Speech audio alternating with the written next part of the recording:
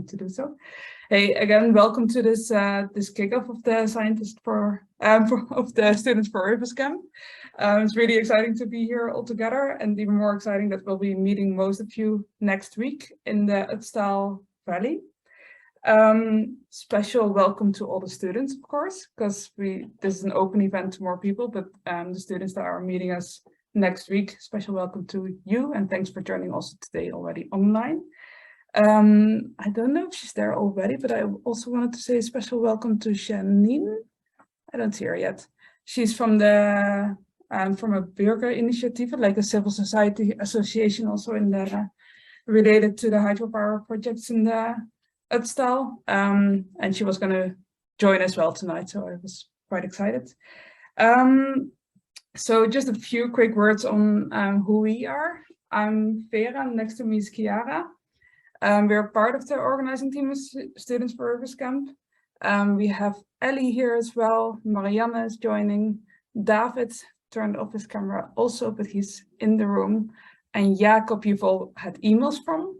So first of all, a big thank you to this whole team that has been helping to organize this camp, and you'll meet all of them next week. And this is all from organized from the River Collective, which is a network of students, researchers, artists, pretty much everyone that loves rivers and kind of wants to put their knowledge together and turn it into action for river conservation. We've been around since 2019. That was the first Students for Rivers Camp in the Socha Valley. There, Jess, for instance, also helped organizing. And that was the first week where we got a bunch of people together from different places around Europe. And that has proved pretty cool and successful. So we've been continuing doing so around the whole Balkans mostly. So the first camp was in Slovenia, the second one focused on Montenegro, even though online because of the pandemic. And last year we were in Albania. And then Marianne from WWF Austria, she asked us if we wouldn't be interested in doing a camp in the Ötztal. And the Ötztal is in West Tyrol in Austria. And we were quite excited. And one of the reasons we were excited is actually because this whole story about hydropower development and this threat to rivers, to free-flowing rivers that we all kind of stand for, right, is so embedded in this culture, and it's so even coming from this place. Whereas in the Balkans, it more felt a bit like protecting the still pristine area from this invasive hydropower almost, no? Whereas here it's just almost part of it. It's the heart of the developed world, I would say. One of the solutions you would think of in the Balkans would be tourism. That's super well developed here, so that clearly isn't the right solution either. So it's all this like this embeddedness of the whole culture and of the hydropower that actually makes it a real challenge to think of, okay, how can we do river conservation here, which is also the topic of tonight. So these are the narratives that are kind of behind this development that's going on at the moment, and it's the narrative that we want to discuss. So we have a pretty cool panel of speakers today. We first will have Lena. She's from Wageningen University. And we'll really dive into this background, those narratives. Where do they come from? How are they coming from the culture that we live in? And kind of sketch this context around it. Then we'll have Roxanne, who's already known to a lot of projects that are river conservation related. She's been doing communication for many of the NGOs that are organizing river protection, that are starting to remove dams. So she has seen quite a broad action for free-flowing rivers, always hard to pronounce. So she'll be able to give quite a good overview of what's been happening in Europe over the last years. And then we'll go to Marianne, who is from WWF Austria and who's high into the campaign in the Ötztal Valley and who's fighting the hydropower in Tyrol itself. So we'll be zooming into the same narrative, but then in Austria a bit more with her. Just the last shout out before we start. I already said thank you to the whole team that's organizing the camp. Also for anyone that isn't coming and isn't joining us, Do follow us on social media, because Jess will be updating you throughout the whole week, and she'll be joining the camp, and she will make sure that you also know a bit what we're doing out there. Cool. Then I'll turn over to Lena. Thank you for joining us. Yes, well, hi everybody. I'm excited to be here. I would have also loved to come to the student rivers camp next week, I think it is, right? But I'm not able to join, but so I'm happy about this opportunity to interact at least a bit with you online. Let me share my screen as a first thing before I start talking more. 1 second.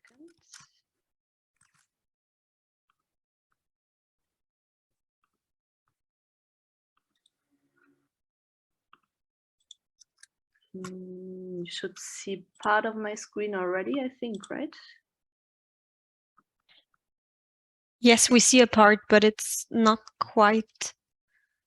Yeah, I'm trying a new technique of sharing. Can you see it now? Okay. Yeah, now we see it. Okay, perfect. All right. So my name is Lena. I'm originally from Germany, but I have been living mainly in the Netherlands and in Peru the last years. At the moment, I'm working at Wageningen University in the Netherlands in the water resources management group. So it's all about water. I'm a lecturer and also a postdoc researcher in 2 new research projects which just started, which are around rivers and social movements around rivers. I think in the last slide I also put the link, if I'm not mistaken, so you can check out more about these projects of which I'm part. But today I want to talk a bit about the history of river management, because I do think it's important to understand some of the narratives that have been historically very influential and that have resulted in millions and millions of river projects and specifically infrastructure projects around the world. But yeah, it's of course a kind of generic introduction I will do, in the sense of, I will give you a brief overview of the history of river management in the modern period, and also the impacts that had and still has. So a bit setting the scene, hopefully, for this panel. But of course, this is very context specific. So what I'm going to say is not going to apply to each and every place of the world, and I would say it's also mainly more of an overview of the history of in the global north rather than the global south. But I think the underlying ideas under some of the river approaches or approaches to manage and rivers have also been traveling around the world and have been and keep on being very influential. Okay, so societies and communities have, of course, for long adjusted and changed rivers and environments more in general. Here are some examples: the Moorish water wheel, the Netherlands, which are the biggest champions of making nature since always. Not since always, but since a very long time. Another picture of pre-Incan water infiltration canals in Peru. The details don't really matter. My point is that I think societies have changed rivers for very long. There's a long history about it. But in the modern period, this really took off at an unprecedented scale, and a scale that has never been seen before. And what do I mean when I say modern period? I mean what I name modern period is originating in the 16th and 17th century scientific revolution, which came with technological, which came with a number of things, amongst which also technologies to modify rivers at unprecedented scales. Here, an example of how, let's say, the way of managing rivers changed from not only here and there constructing something, but really kind of trying to use every drop of water in a water basin productively. So for hydropower generation or for irrigation, or for drinking water, making sure no drop of water would be lost to the sea. The Tennessee Valley Authority is one of the most famous examples of this from the US, and actually experts that were involved in this kind of river engineering back then, they traveled to Russia, to Turkey, to different countries around the world to kind of spread the word about how rivers should be used for progress and development. Another example is Stalin's plan for the transformation of nature, and there are many more large-scale plans for transforming rivers. But what I want to, rather than going into the, let's say, empirical details, I think what is important to realize is some of the underlying ideas behind these this kind of large-scale river engineering, because I do think that it's still something that is very much present today also. Maybe less and in different forms and more contested, but I think it's still very influential, especially in many water management agencies. Well, one of the characteristics, I think, was kind of giving a really central role to science, technology, and engineering. And this idea of that technology and engineering is the way forward, the way to conquer and control nature, because that's one other historically very important idea, and not only an idea, but really an aspiration and a conviction that nature is something that needs to be harnessed, something that needs to be conquered and controlled for the benefit of people. So when Vera in the introduction was saying, yeah, we all stand for free-flowing rivers, right? Yes, maybe this group, but I think it's not self-speaking, and it's also something that is rather new, I would say, that has historically been different, and so that that has been different, and okay. And well, another point that goes with that, or another characteristic of this area, is this kind of belief in linear progress, and this belief that progress means the control of nature, and that hydraulic infrastructure, so dams or water transfers or hydropower plants, are the way to control nature and to make it make it part of growing economies, and make it part of the productive system, let's say. So underlying is also this idea of water as a resource that needs to be enrolled as a means to reach progress, development, and also state control, because in some of these historic projects, or in many of them actually, state funding has been central. But also state presence. So they have many times been part of bigger state formation dynamics. And as I said before, this idea of no drop of water should be lost to the sea.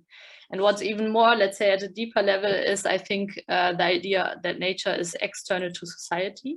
So that, society is on the one hand, nature and rivers is on the other hand, and nature and rivers are disordered, savaged, but could potentially become an ally if they become domesticated through infrastructure projects. So as I said, such visions and also the technological developments of that time, the involvement of state funding made it possible to develop large-scale water resources projects, damming, controlling, and using all streams of a river basin until the last drop. So actually, I don't know if you have heard about this idea of closed basins, but that's basically saying that so much infrastructure has been constructed, so many water use rights have been assigned to different users, that it's actually much more than the actual water flowing in the basin. So there's no more drop flowing to the sea, but even more than that, there's no, more water is virtually assigned, let's say, than actually existing. But that's the idea of the closed basins, which is an increasing problem around the world, and which has its roots also in this modern period of river engineering. But besides of that, I do think it's important, well, this slide is titled Underlying Ideas or Underlying Narratives, you could also call it. I think they're always important to consider when looking at water infrastructure projects, but also when organizing actions for or against a specific approach, because I am very much convinced that water management and river management is deeply political, and in a way also, let's say, underlying the discussions if a hydropower plant should be constructed, or if a dam should be constructed, or water transfer, or if these infrastructures should rather be removed. Underlying are deeply political and philosophical discussions about what do we want our world to look like, how do we think about nature and society relations, and also how do we translate that into concrete actions and interventions or non-interventions in rivers. So it's not only about technical projects, but highly political and normative. With certain ideas about what's good and what is bad. And obviously then, if certain projects are implemented, so for example, large-scale water development projects, some actors will lose and others will benefit. So I think it's also about, it's important to have a look at who is losing, who is benefiting, and what kind of underlying assumptions about how we should live in our world are at stake. All right, I will skip that, I think. With a look at time as well. About the impacts of this modern period of dam building. I mean, it's a bit difficult to say something something about it that is not too general. But so just a few slides, or a few slides and comments on why I think it's important to look back in history and why what happened in this so-called modern period is important up to today. One thing is, of course, that all of our lives are infrastructure lives in a way. We are all embedded in so many water infrastructures close by or far away, through our water taps, through the consumption of agricultural products, through the places where we go for a swim. And here I included a nice picture of a beautiful spot in Spain for swimming, because in the pre-preparation there was the question if there are actually nice water intakes and nice infrastructures, beautiful swimming spots. I do think there are. So we are all embedded. We are all embedded in infrastructural systems, and they have made it possible for us to consume drinking water, to consume certain goods, and so on. But of course, they also come with a lot. So I see myself as somebody benefiting from certain water infrastructure. But of course, there are also many people losing out. So dams, and here's a report about dams and internal displacement from 2017 that says that an estimated 18 million people have become displaced by dams so far, and that their fate is largely unknown, but evidence shows that those affected tend to become impoverished and marginalized, and these impacts are long-lasting. So that also brings me to another important point. I think that if we talk about river governance and infrastructure projects, but also more broadly river governance or environmental governance, I think it's always intrinsically connected to questions of justice, about who benefits and who loses, so in terms of outcomes, but also in terms of who's to decide what development is, which narrative is the good one, let's say, which narrative should be followed and which not. And also which actors are taken on board in decision making. How are decisions made about how either an infrastructure should be constructed, or how rivers should be managed more generally.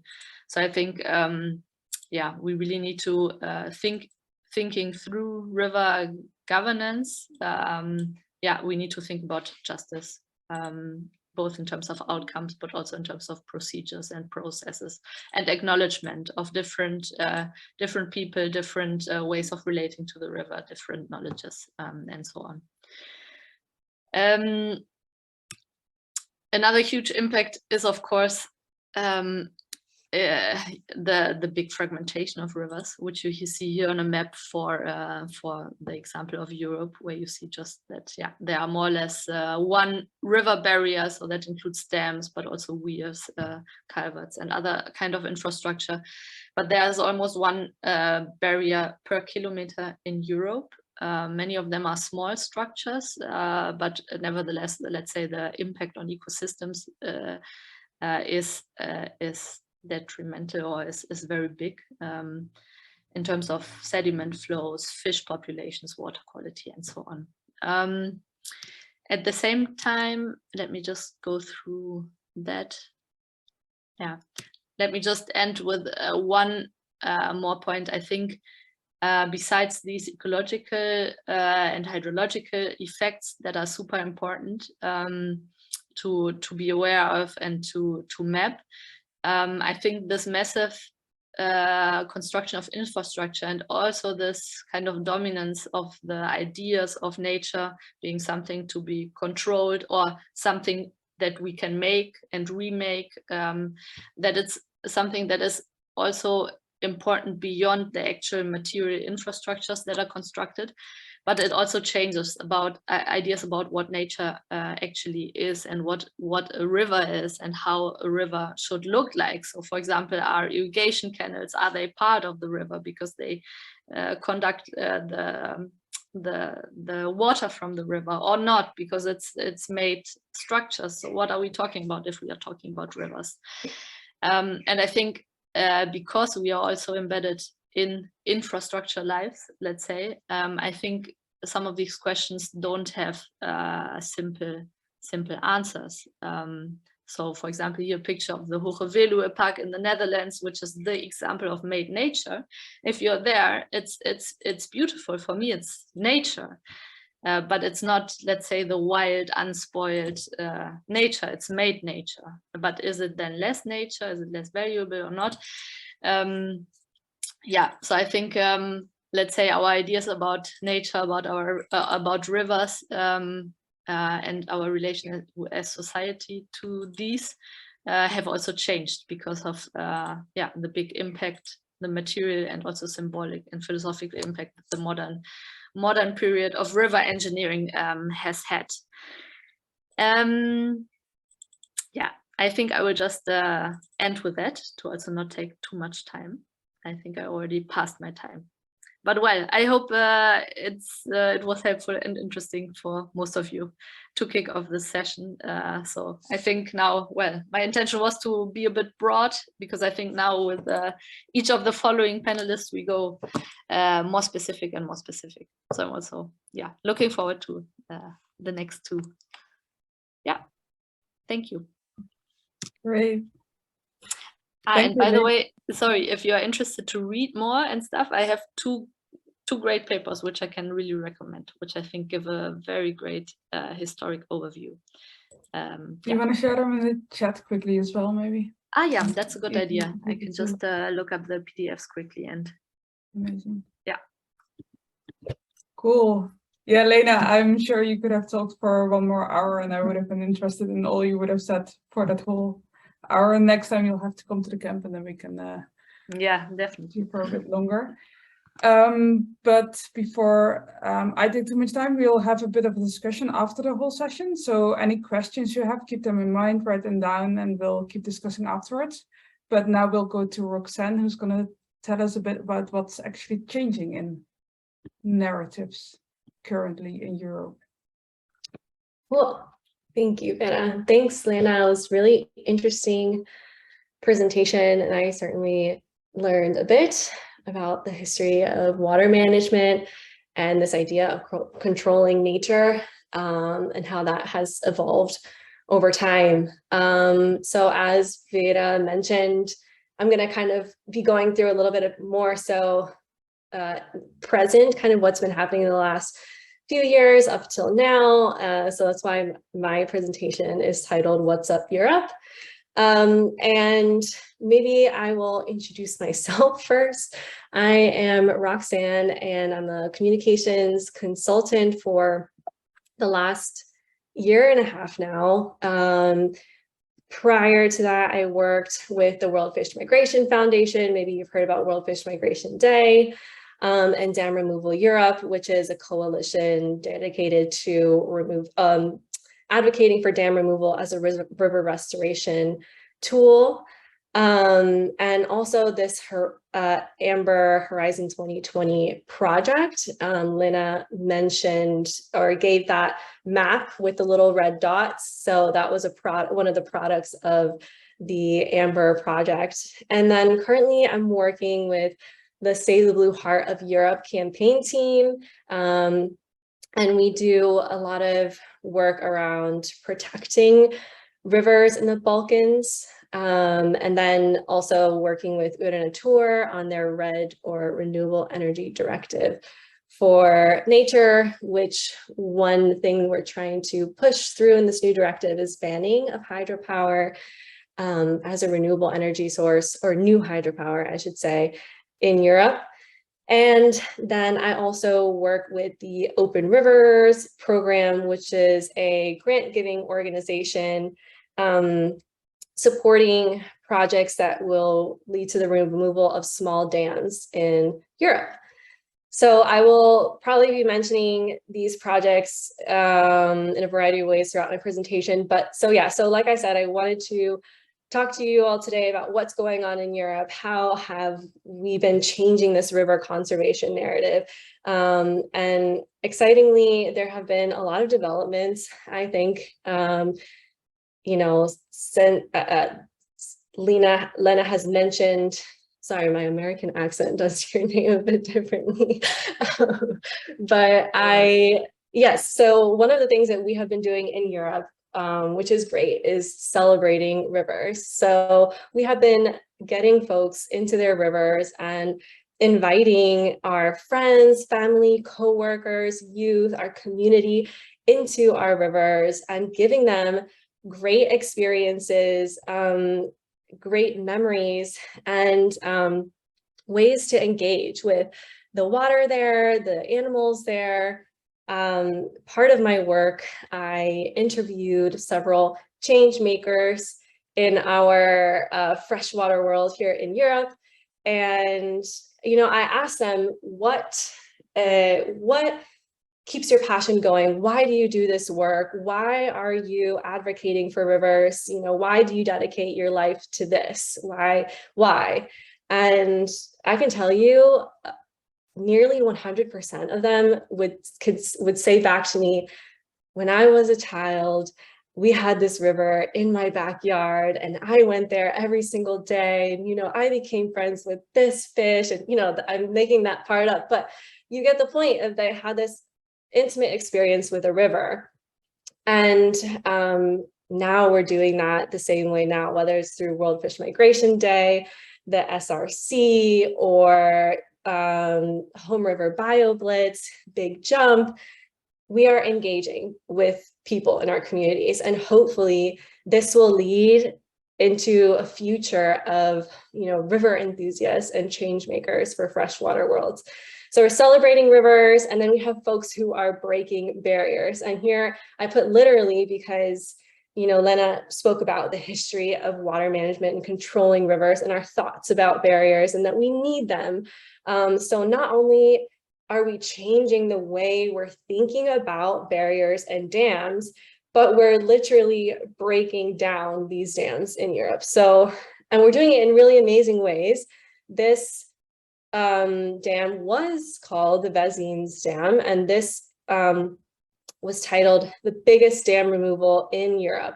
So it's a 36-meter dam that went down in the Saloon River in France. Here you can see the after photo. There's probably more lovely photos with all the vegetation growing there.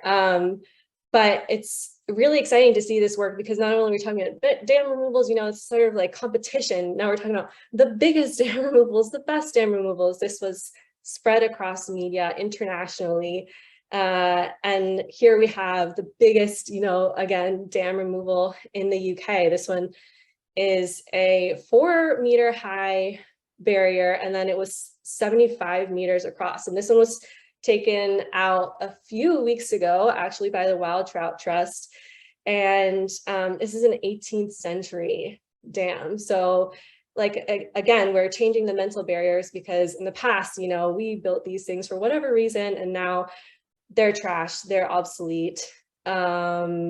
Not all of them, not all barriers are trash, but for instance, this one was obsolete and it's just blocking the river from being itself. So there was a recent report that also came out talking about which country has the most dam removals that are taking place. And then it becomes this competition. There was an organization in Portugal that was thinking, oh, we have to catch up to Spain because Spain's got the #1, most dam removals. And that's super exciting to see people's excitement about that and engagement with that. And what I think is really inspiring is these first dam removals that are taking place in countries. So WWF Adria recently, I think it was a year ago, I think it was last year, maybe 2 years ago, recently did their first barrier removal in Montenegro.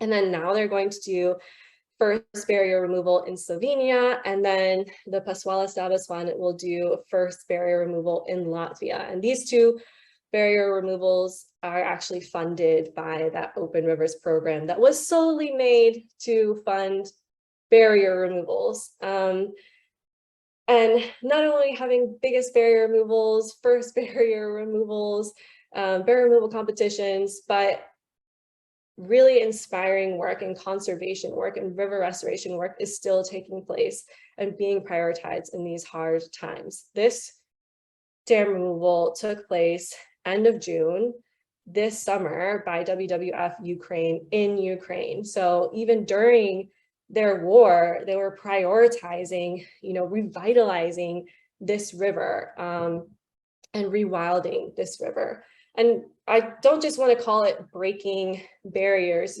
because this is opening up rivers. We're giving kilometers of river back their life, giving, these fish more access to their historic migration routes. This particular dam removal was a part of a series of dam removals in Estonia that opened up 3,300 kilometers of river in that country. Which is one of the biggest river restoration projects across Europe. So we're celebrating rivers, we're breaking barriers, opening up rivers, we're changing policy. So getting action done from the top. This is, there was a new water law in Lithuania, actually, that I think just a month ago or a few weeks ago was passed, saying that all obsolete barriers in our country, in Lithuania, will be demolished and have to be demolished. And they're estimating that there are about 1,500 barriers in Lithuania. So this is really exciting. And they're also looking at their existing barriers like hydropower to make sure that they're efficient, and if not, deciding what to do with them.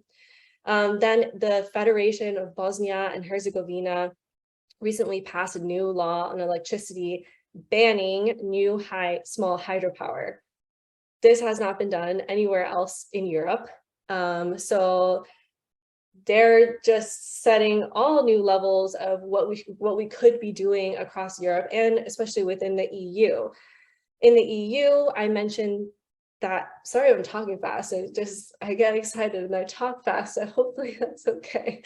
But I mentioned the Red for Nature campaign. And so we're trying to ban new hydropower from, being built in the EU. And I mentioned all of this work, and it might sound quite specific to a specific few people that can do it, but everyone is getting involved here. There are people continuously fighting for our rivers. So there are people in Serbia, folks in Serbia, calling for a moratorium on all small hydropower in their municipality. Here is an excellent team of lawyers for Balkan rivers. These are the Bosnian lawyers, and they have started and been fighting against hydropower investors, and they have been super successful, and we're really proud of the team and the great work that they're doing there. They're also fighting hydropower even in national parks in Montenegro. And then excitingly, something happening in Albania. Well, yes, they're also fighting new hydropower, but there is an opportunity for Europe's first Wild River National Park. So the Albanian government recently signed a moratorium of understanding with Patagonia to say, we have every intention of establishing a Wild River National Park, and this park is going to cover the entire Vjosa River, including the tributaries.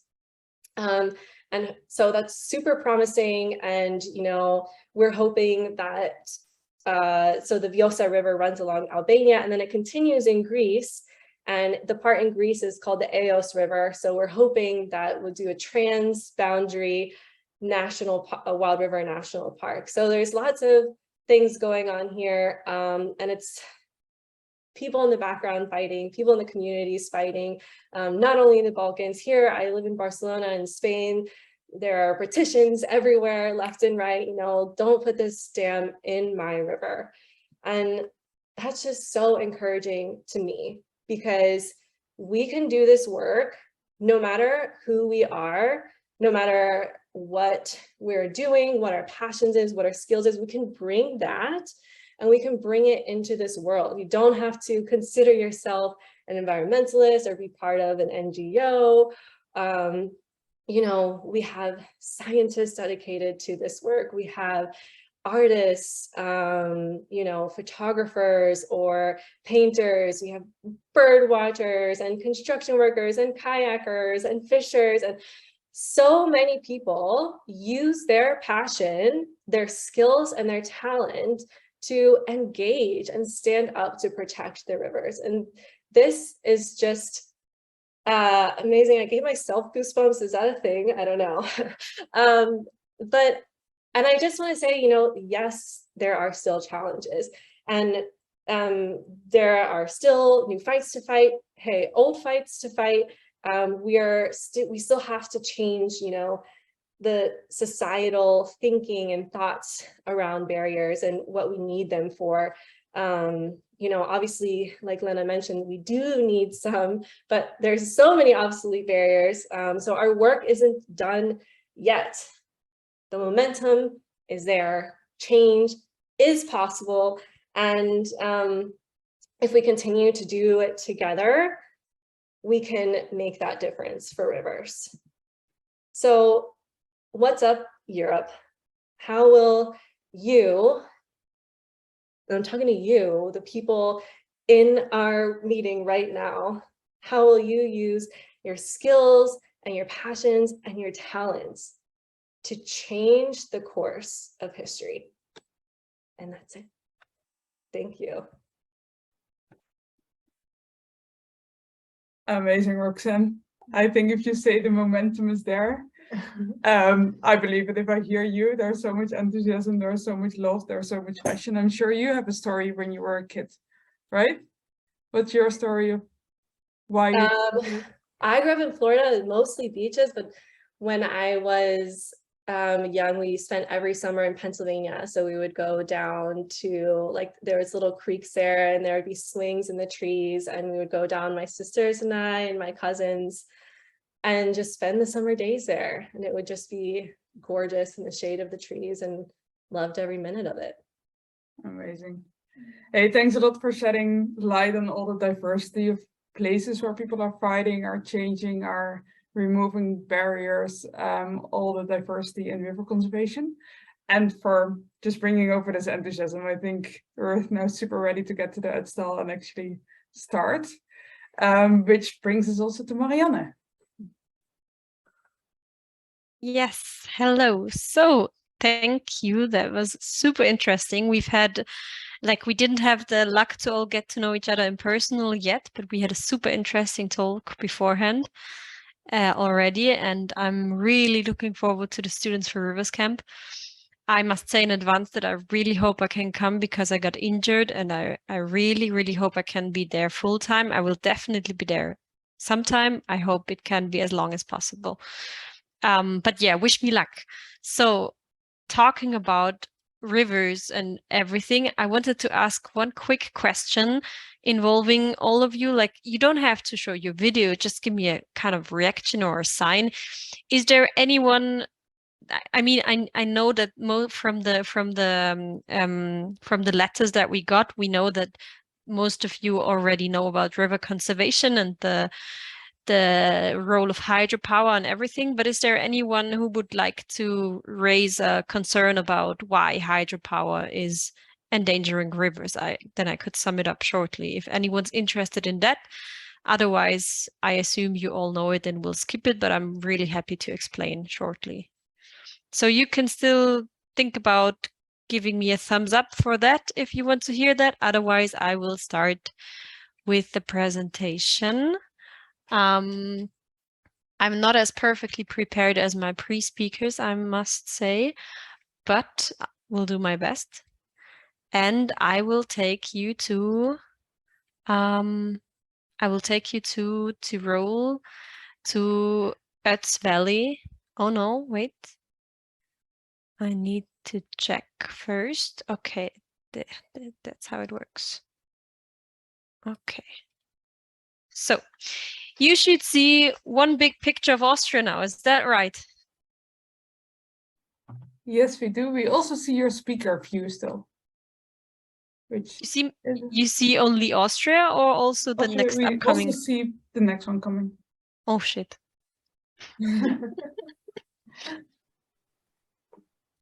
Let's try it differently. I am. Now you only see Austria. With beautiful rivers, yes. You don't see the upcoming slide anymore. No. Great. That's what I wanted. So this is Austria, as you might have all done your geography homework. And now I will directly lead you to another page and go here. Can you see this window? Yes. Good. So I just wanted to give you a quick visual impression. Like Lena already showed us a similar graph before. This is Austria and its rivers, the major ones, the smaller ones. And I just want to show you how many hydropower plants there already are. This many. So each of these points is a hydropower plant. These are not mega projects. Most of them are tiny projects, but each of them is disrupting the natural ecosystem and river fluvial ecosystem balance. But this is not it. There are plenty more being planned, and I have to say to that this map is already a few years old, so there's plenty more of these red dots that already turned into black, and many, many more red dots coming up that are being planned. So, but we're talking about the Students for Rivers Camp 2022 in the Ötztal Valley now, which is why I will zoom in here. This is Tyrol, and this spot here is the Ötztal Alps, and this is the Ötztal Valley. And we're gonna zoom in here now and go back to my presentation, where you can see Austria again. And now here is an overview of the project. I'll only go over this shortly. It doesn't have to be too detailed. The main things you need to remember is that there's two major sites where this project has a huge threatening of the nature and the rivers, which is for one in the Ötztal Valley, in the Upper Ötztal Valley here at the Fenta-Ache River and the Gurgla-Ache River are dams planned, and these dams should withdraw up to 80% of the water out of this valley, 23 kilometers to another reservoir, and should then be pumped up into a new reservoir that is being planned in a high alpine valley.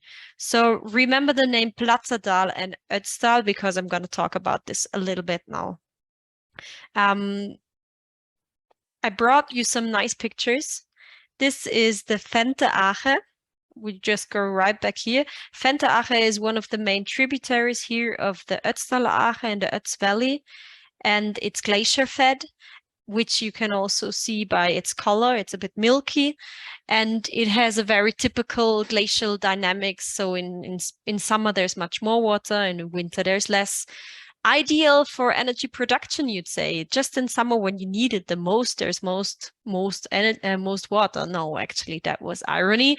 It's totally bad for that in that case. Also, on a side note, today, a few days ago, has been released that the energy production from hydropower totally decreased in July up to 31%. So hydropower is not that good of an idea to solve climate change anymore. But the situation in Tyrol is specific, and I will tell you why. But first, let's look at some more beautiful photos. This is what we know from the advertisements, like this is beautiful Tyrol. There's some small villages behind, there's some big mountains, some unspoiled rivers. And you have the small tributaries, you have the big rivers, you have the huge rocks coming down. And this is like a very upper region of a river. We are talking about a few kilometers distance from the glacier. And then we have another type of riverine landscape. This is a high alpine valley with moorlands. This is the Platzertal. You remember the one I told you before that was going to be flooded, and you have this amazing landscape. It's very unspoiled nature, but this is how it's supposed to look like. So Tyrol has a huge role in hydropower. Like in all of Austria, there's 5,000 hydropower plants, and Tyrol has 1,000 of them. So it's massive. And the reason is, for once, there are mountains, there's a lot of water. It's, as we've already heard, it's always been this way, that water has been used for human goods and services, but in the viewpoint of WWF, which I am working for, it has really gone too far. So we have the situation here in Austria that there's very few rivers that are still unspoiled or even close to natural state. And then we have 1,000 hydropower plants, some of them huge, like the one you see on this picture here. And the funny thing is that nobody seemed to really question this development, and I will give you one reason why. This is some kids doing a school tour at the TIVAC, which is the energy company of Tyrol. It's state-owned by the country, so it's owned by the government, and it's also the people working for it are also interlinked with the government, especially with the Conservative Party. And yeah, that's just what you do in Tyrol. You don't just go hiking. Every kid gets a guided tour through the hydropower plants of this country, and gets told from the young age on how wonderful and how great hydropower is and how far it has brought us and everything. So the identity of Tyroleans and of Austrians really seems to rely on this image of we are the clean, noble hydropower nation. But that doesn't look so good when you see the pictures of what you have to sacrifice for this. So we're getting to some point where the fewer nature we have, the more the concern is raised that it's not only hydropower, but also nature that is important for our generations coming after us. And pictures like this with pictures like this, we as WWF Austria try to raise awareness for the fact that hydropower actually, for one, is not green, and secondly, is not the best and totally not the only solution to solve the climate crisis. This picture is from a massive hydropower plant construction site. It's the biggest hydropower plant construction site in Europe at the moment. And they're expanding this huge storage hydropower plant. And there have been massive concerns, not only from NGOs, but also from local communities. There are farmers that cannot, don't have enough water for their agriculture anymore. And against all these concerns, this has been pushed through and built. They even changed the nature conservation law of Tyrol to enable this. So it's really a bit brutal that in Tyrol we don't build hydropower following the law. We change the law in order to be able to build more hydropower. I think it's a really interesting comparison to other countries like Albania, where this process is much more at the beginning, because in Tyrol we have built hydropower for so many decades already that we are at a total different point. We can only dream of having so many rivers like Vjosa and all these beautiful streams. We have only so little left, and these are, for instance, like I showed you before, this is the Venteache, and here the streams flowing towards the Ötztal. It's these glacial rivers, mostly in regions where there's not so much human impact, or not so many people, not so many pressures on the river. Like, as you can see, our country is really dense with mountains, and the area that you can populate, that you can do agriculture on, is really limited. I mean, that's the problem everywhere, but in Tyrol it's even tighter. And yeah, and it's also a structural political problem. And I will end the sharing from this point, in order not to distract you with the beautiful images. I can send a link to all of you if you want to see more of that. But I think it's really a pity that, I think one problem in Tyrol is, as I've told you, there's a huge lobby doing a lot of, I don't want to say brainwashing, but kind of in the direction that hydropower is the best and the totally best energy source, and that it's super reliable. Like, for instance, the energy company also does these family tours over their construction sites, where they do show what does Sprengung mean? Like, they put dynamite somewhere in and blow the mountain up, and they do it in front of the kids to show them how great and how wonderful and cool this is. And yeah, that's really crazy.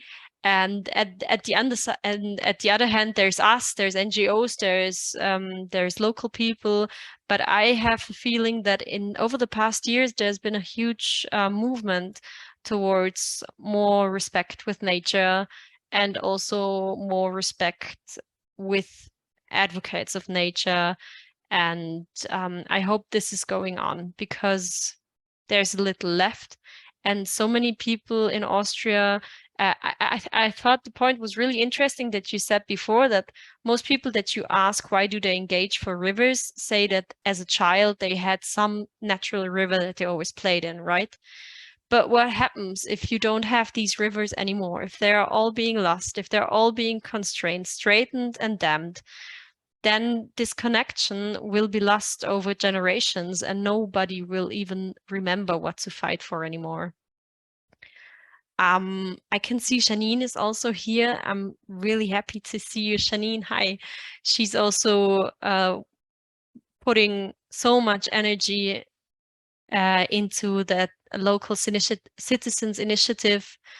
And this is like, I think, the best part about the job that I do, or that we do, that we have a very strong and good community working together, being very motivated to work towards something that we all know and feel is right. And with that slightly more positive word, I want to end with another beautiful picture of the Plaza Valley. And I hope you'll have some questions. And I can only recommend you to go there. All of you who are going to be at the Students for Rivers camp, we're going to be in the Ötztal Valley for sure.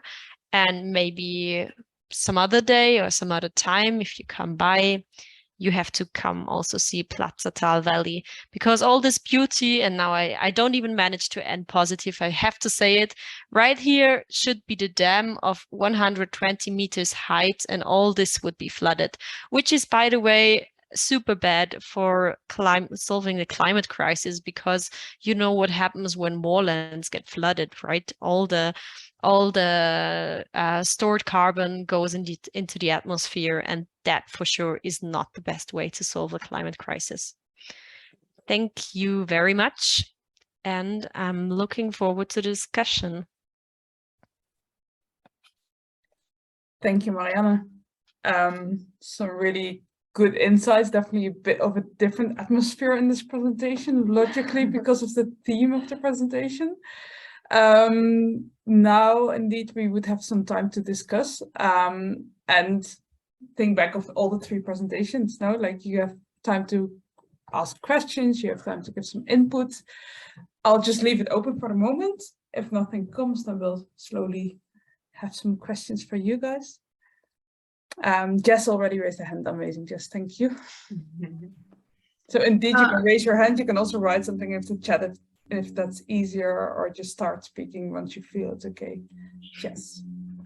Yeah, Lena, Roxanne, Marianne, thank you so much for all of your talks. Really interesting. For Marianne, I'm just wondering, because I mean, the question, my question is basically, how difficult or how deep does the problem go when because you said that 80% of the water will be taken, and I'm assuming you have already tried to negotiate, like, okay, well, can you leave 80% in or 50% in? So how deep is that problem? Or is the problem that the government / companies, they don't even negotiate, they don't take river conservation seriously, or yeah. What exactly do you mean by how deep is the problem? Like, what is the problem about the water withdrawal, or why? No, so I guess you said that for the Tyrol, for the Ötztal dam, they're going to take 80% of the water and exactly 20%.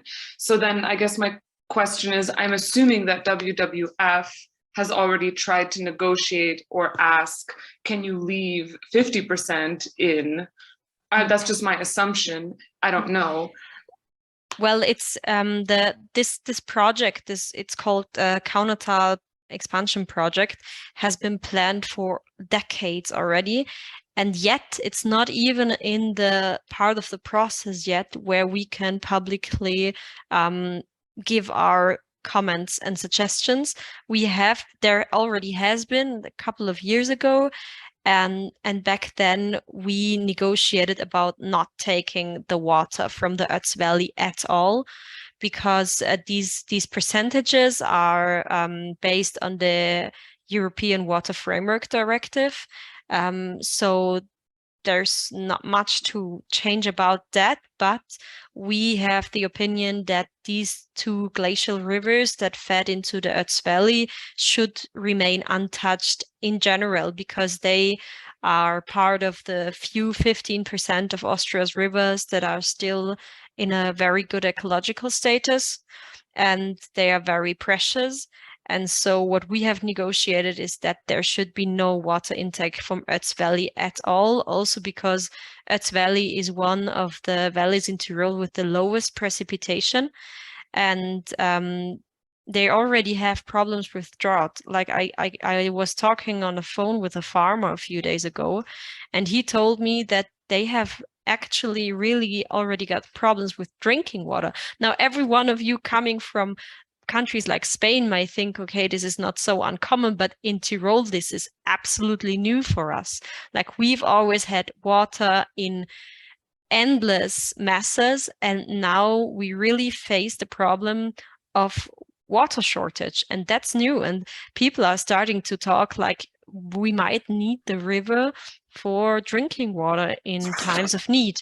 But now you have this hydropower plant, and if it should be given permission, then this allowance lasts for 90 years. No one can say what happens in 90 years. And I think so because of this, it's really a danger to the people also. I think I will just hand the word over to Janine at this point, because she's a local, not from Ötztal Valley, but from Kaunertal Valley, where the existing dam already is. Thank you, Janine. I just wanted to say, I think TVAC is interested in building a dam which is producing money. It's not about percentages, you know. They want to take it or leave it. That's my opinion. Like, because they counted it, you know, they know what they need and they know how much money it will bring. And if you take 50%, it doesn't make sense for them anymore, because then it's not full, and then it's a lot of costs and not enough money, and then, you know, it's gone. So I don't think they talk about percentages at all, and the politics didn't ask if it should be less or something, you know. I think it's all or nothing, and it's the same problem on the whole planet. It's always about economics. It's never about ecologic sides or social sides. It's just about economics. If it's enough money, and that's it, basically. Yeah, I think that's even narratives that go behind it, no? Like, what's actually our drive to develop? And if economy is the drive, then it's always hard to argue for protecting nature. I think Jess, and then we have Lena also has a comment to make. Hi, thank you all so much for your talks. It was very inspiring. I was just wondering how many companies are driving further hydropower developments. Like, what's the scale in terms of how many people we need to convince to do otherwise? Do you tend to have regions where it's dominated by a few main large companies, or are there kind of a lot more smaller ones spread across the area? Is this question addressed to me or to Lena or Roxanne? Anyone who... Okay, I will shortly answer for Austria. There are big energy companies. There's a handful of them that are state-owned, but there is also a huge lobby on the small hydropower. So Austria, unfortunately, is far away from banning small hydropower. We even have a big lobby for that. And there's many individuals, investors, even communities investing in small hydropower. And it's this idea of green hydropower and also of hydropower plants as something to make you financially independent is very deep in everyone's heads. I think there's plenty of people that you will not be able to convince, but the narrative must be changed over generations. So I think it's important to talk to those that are, for one, not. I mean, I don't think we will ever convince the head of the energy company TVAC to withdraw from hydropower. That will not happen until the end of his life, never. But that's not the target. The target are those that that can see that something's going on, that are a bit insecure, that have heard or believe that this is all good and green, but that wonder if there might be a better solution to solve climate crisis. And I think if you give answers to that are logic and reasonable, and at the same time show the costs of hydropower, you might be able to get enough on board to really make societal changes. But that's only my opinion. I'm not the expert or the scientist on this. It's just personal experience. Yeah, maybe just adding, I think let's say at a worldwide level, yeah, I don't have the exact numbers, but in terms of, for example, dam construction, there has been, like, I think in the early 2000s, there has been a bit of a decrease, let's say, on a global level in terms of how many big dam projects were constructed. But that has seen a huge return also recently. So it's not like, I mean, certainly there are more social movements, and so I think very much, let's say, the positive note of Roxanne, it's certainly there, but it's not everywhere, and it also doesn't mean that now suddenly hydropower or also big dam construction is out of the picture. It might shift to other areas. So for example, in the case of big dam construction, I know that now the biggest projects are planned in Asia, and also then in the second place, Latin America. But it's still very much something that is going on, and in different forms and on different scales. Yeah. Thank you. I think Yeah, I found the two presentations of Roxanne and Marianne, I found it super interesting, and well, you two have experience and viewpoints from different practices, more the communication side, and then the side of WWF. What I was really or what I noticed, or what I find really fascinating, is also the pictures you showed of how the energy company is kind of from small on, it becomes part of Tyrol identity. This hydropower, Tyrol as a hydropower place, and then Roxanne also saying, it's the relation of the people to the places and to the rivers is what is motivating them to act.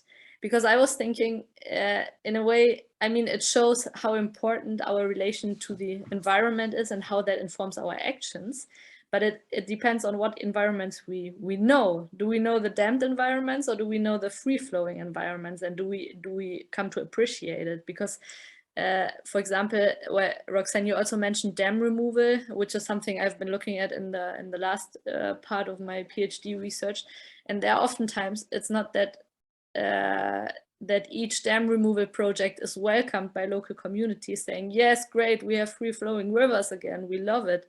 But many times they have also developed a relationship, a certain appreciation for dammed landscapes or for the dam itself. It might sound strange to some of us, but I think it's what is happening in a way. And then also, but that's more maybe a philosophical or ethical question I sometimes have, like as a researcher, I'm interested in hearing all of the opinions. I also have my political conviction in a way, but then I'm thinking, but how do you deal also with these different ideas of how what a river should look like? I mean, I'm not talking about the big energy companies that have very clear also very clear economic and political interests, but let's say if it's about a small dam removal, for example, where you can have a lot of arguments for free-flowing rivers, but also local people having different ideas about it. I don't know, I always find it very difficult to then take a position myself on that. It's not in the case of the hydropower project in the Ötztal Valley. There I would have a very clear position. But Yeah, well, just something, I don't know, to reflect on in a way. And also this, yeah, this importance of really the subjective experience of whatever it may be, the hydropower plant of the Teva company or the dammed river or the free flowing river, but the importance of this, I think, is also something that, I don't know, came back, or I see that it came back in the 3 presentations. Yeah. Yeah, I think Roxanne and Janine, I see a hand. Yeah, I think you raised your hand before me. I don't know if you had a response to Lena or if you had a question. So I just wanted to talk. Maybe I think you quickly reflect, because I think you're going to be more. Okay, cool. Yeah, well, thanks for bringing that up, Lena. I just wanted to also mention that, yeah, it's not all, you know, butterflies and rainbows with this dam removal work, especially I mentioned that Wageningen Dam, which was that biggest dam removal. There was actually quite a large resistance to that dam removal. As if you can imagine, that size of dam would have a huge reservoir. So folks in that community had docks in this reservoir, boats, you know, they had their Airbnbs with a picture of like, come to our beautiful natural, you know, we have this beautiful pond out back and all these things. I think the big failure of that project was not to involve the communities. I think you know, they didn't really do a great job with collaborating, because I think, you know, a lot of these projects really need impetus from the bottom up. They need that support of the community as well as other stakeholders. So there can be community resistance, because there is that like, oh, my boat's there, what's going to happen to my property line? Like, oh, my brochure, I made 100 copies of these, now I'm going to have to, you know, like all these things. But that other project in Estonia, for instance, which was the biggest river restoration project, the project team there, before really starting any of the works, they spent a year and a half getting together with the community that would be impacted by the dams. Wow. And, you know, the project team, the project manager, they worked on a vision board for what the river would look like, what it would do for the community, you know, how we can work together to make this new natural space, you know, something that everyone would want, and create like a shared vision for everyone. So I do think, yeah, there are definitely, you know, people think weirs are waterfalls, and it's changing that perception can be quite difficult. But yeah, that we need to cater to that in these projects a little bit more. Don't leave people out, really involve them. And I think that can help to make the difference. And yeah, you know, people bringing the kids to the turbines, like bring them, you know, don't give people that chance, like bring them to the rivers, you know, help them, you know, whatever it is. It's just creating those types of opportunities for the communities, for our youth. Usually that's kind of where that starts. But yeah, super interesting. I mean, this is like another point, because you're like controlling nature. We want to control nature because then we have things under control, but now we've controlled the nature and it's chaos. Like the climate is out of control. So I just think, anyway, I wanted to say that, but sorry, Janine, I know you had your hand raised. Yeah, that's a good point.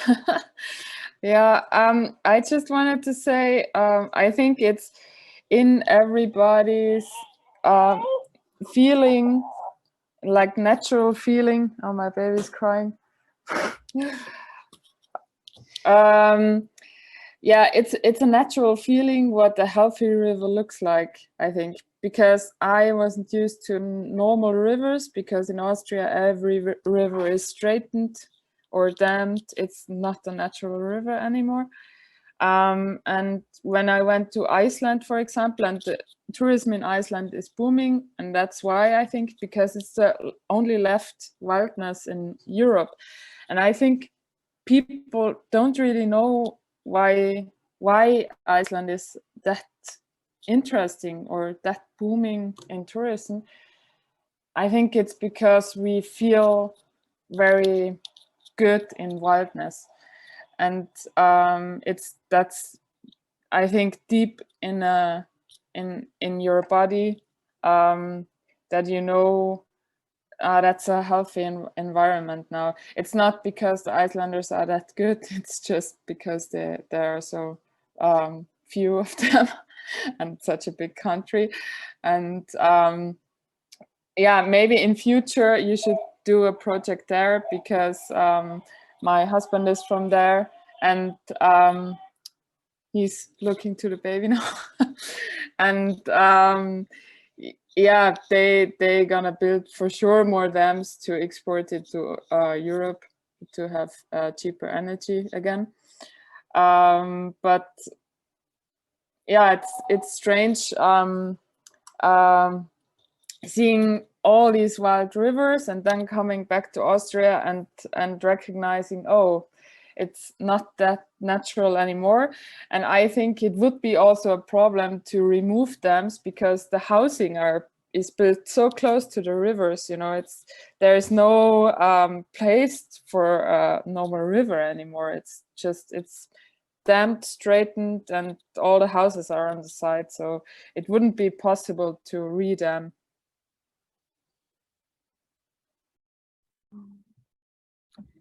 Yeah, definitely some interesting points made there. And I like how you say that you just recognize a wild river, that it just makes you feel better or something. Yeah, it's also science that you get healthier if you smell wood, for example, because there are oils and stuff in the air. And you calm down, you know, your heartbeat calms down.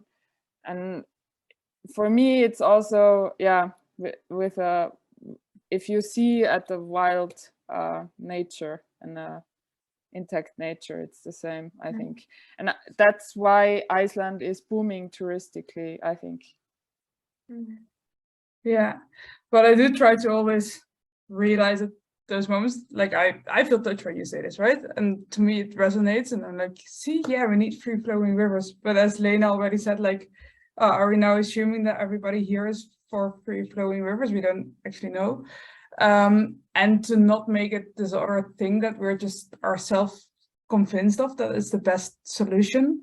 Just like I'm sometimes a bit doubtful if we say like we need dam removals everywhere, and everywhere, you know, dam removal is the new thing. It's like it's the number one solution for our biodiversity crisis, for instance. I'm like, that sounds like another solution that's kind of top down, and we just say that this is the right thing that should be done, and we assume, you know, it's like, I just hope to be constantly critical a bit at every context where you are and every place where you do stuff. Even though then I also realize most of the dam companies are a lot less thoughtful, so I think we might have to be a bit, either way, like there's this constant debate in our heads, I think, and that's maybe also a good moment to kind of close this session up, because it is a debate. It's like a gray area. It's not that black and white. We need to remove all dams. We need to be against all hydropower. We need to, I don't know, like there's many gray areas in there, and that's a big reason why we're coming together with the whole group next week. That's what we'll be discussing with everyone. There's going to be space for thinking like, hey, but this whole green energy thing, let's face it, we need some, you know, like all those kind of discussions we're going to have during the week. So very much looking forward to that. If anyone has a last final question or remark, anyone that hasn't spoken yet, there's another 5 minutes that we can reopen the discussion a bit. I'll give it a few seconds. Somebody can get their thoughts. If not, I would like to say a big thank you to Roxanne, to Lena, to Marianne, and also to Janine for being here. Really interesting conversations, interesting presentations, and I think it's really set a bit the context that will, like, it's started the conversation for the next week. I'm looking forward to it. We'll do some last organizing stuff the coming week. We'll be in that Ötztal a few times. If anyone needs some help getting there, do let us know. Thanks for joining us now. See you next week for the ones that will join us. See you another time for the ones that won't. And yeah, have a nice evening. Thanks, everybody. And Happy Yeah, Nice have evening. fun next week and good discussions and Thank experiences. you. Thank you. Bye bye. Thank you. Bye. Bye bye. Bye.